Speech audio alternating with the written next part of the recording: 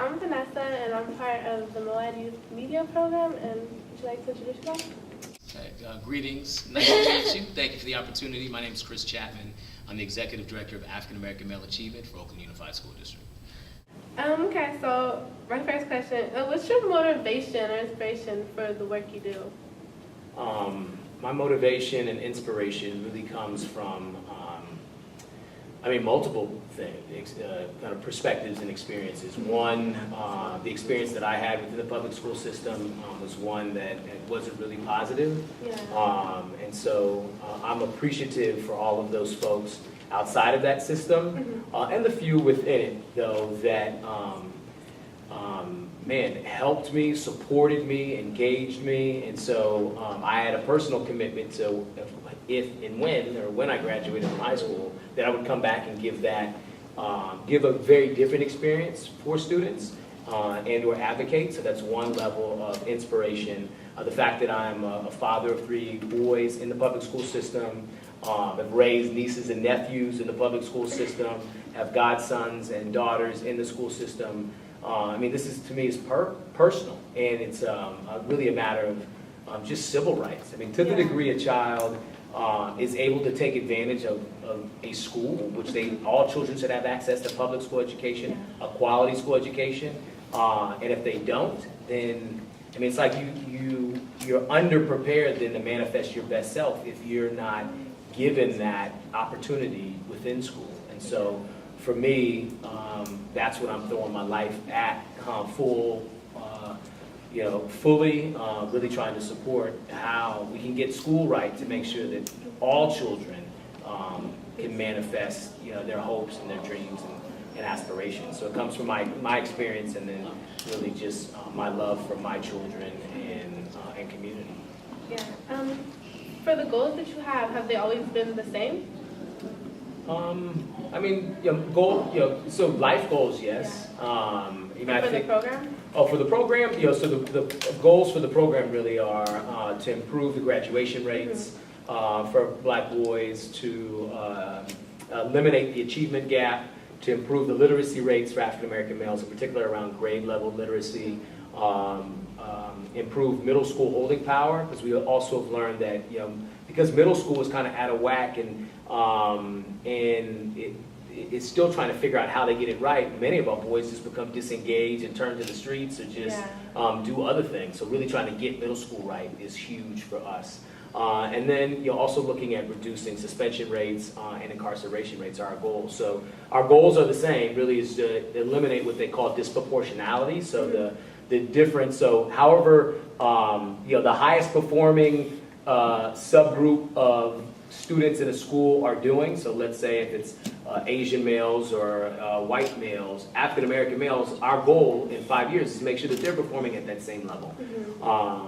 And to make sure that we put in place the structure, the system, and create a culture that is put in place so whoever's struggling, and as Black boys move out, whoever then is struggling the most, there's a system of care, there's policies and systems and structures then that will ensure that they are getting their needs met. And so our goals are pretty clear, and now it's a matter of how we write this system, the school system, and really our city, to be less about meeting the needs of adults and more about meeting the needs of children and our students.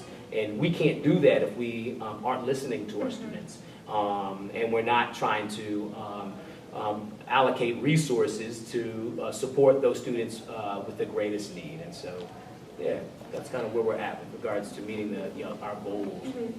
So did the statistics play a big role in helping you create the goals? Oh, for sure. So the goals on that level weren't created by myself per se. So really our superintendent of public schools, Dr. Tony Smith, and our school board, actually, they looked at the data in those areas and then they disaggregated. So they, not only did they just look at data regarding the goal areas, then they were like, well, look, I want you to break out the data and I want to see how the different ethnic groups are doing.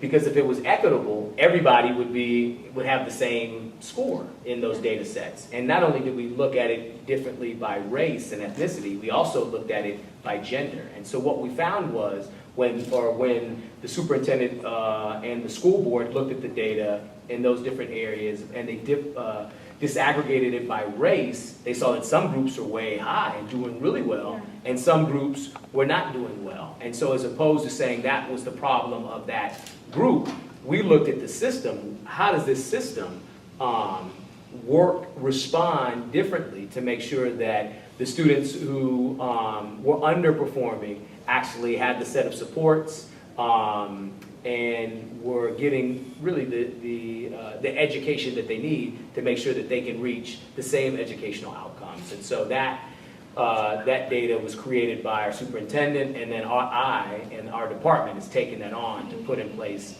the systems, the structures, the policies, the practices to do what we need to do to make sure that African American males are manifesting, reaching those goals. Do you know if any of these statistics are similar for women? Similar in the sense of, Latino boys aren't that much further off than African American males, and actually in some of the schools are equally as bad equally as suffering from the same sort of schools not right.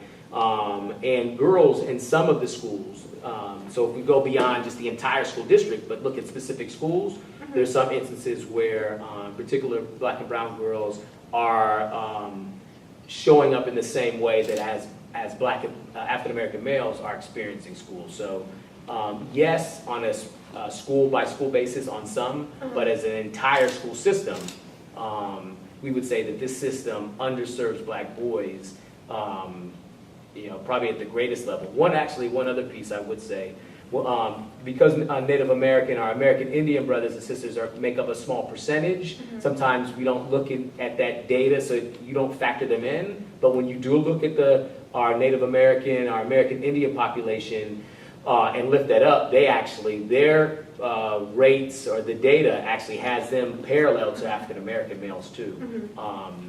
So I want to make that point in the spirit of, again, not locating the problem at the child, but locating the problem within the institution. And how does the institution then put in place a system of care and practice to meet the needs of the different groups? So it's not a one-size-fits-all, but it's it's kind of a differentiated approach based on where people are located, what skills, how they learn, just kind of where they're at within the school system. Okay. And once you feel like you have the feeling that your goals have been achieved for this program, have you ever thought about maybe making a similar program for women? So I would say, first of all, this program that I'm blessed to be in a position to lead, one, it doesn't stop any other group from leading. So although I have to be very focused on my young brothers, we also partner up with Unity Council. Brother Paul Flores is doing the Brown Men initiative and does manhood programs for Latino Chicano brothers. We've partnered up and been in conversation with Girls Inc. and other organizations that are focused on meeting the needs of girls. And so every door that we approach, I'm like, stand by my side, shoulder to shoulder. Yeah. And as we've called this out, for black boys, you all enter and leverage what we're doing in service of black boys for your respective populations as well. And so it doesn't stop anybody else from leading or leveraging, but I have to be very clear and intentional that we our focus is on meeting the needs of African American males. And we feel, again, what our goal, our legacy is, once we've done that, we actually have left programs and practices and strategies and policies in that will actually support all students. But to answer your question, no, I'm not going to be leading a girls initiative. My focus is on African American male achievement, but I obviously appreciate my sisters and girls and girl power. Do you have any word of advice for the community? Yeah, man, the community just got to really step up. I really believe in, it's all about, life is your fate or your future. And so to the degree of which we bring our full selves as a community to serve all of our children and meet the needs of folks that are most at need or that need support, we will reap the benefits when we are old. But to the degree that we're all about our personal gain, or we're trying about just our one specific group, or me, myself, and I, and we're not trying to figure out how we meet the needs of folks younger than us, then we're going to reap what we sow. And so to the degree of which I challenge you, those of you who are watching, what will you do today as a result of what you've heard to support your people, to support the folks that are younger than you, to go farther, faster.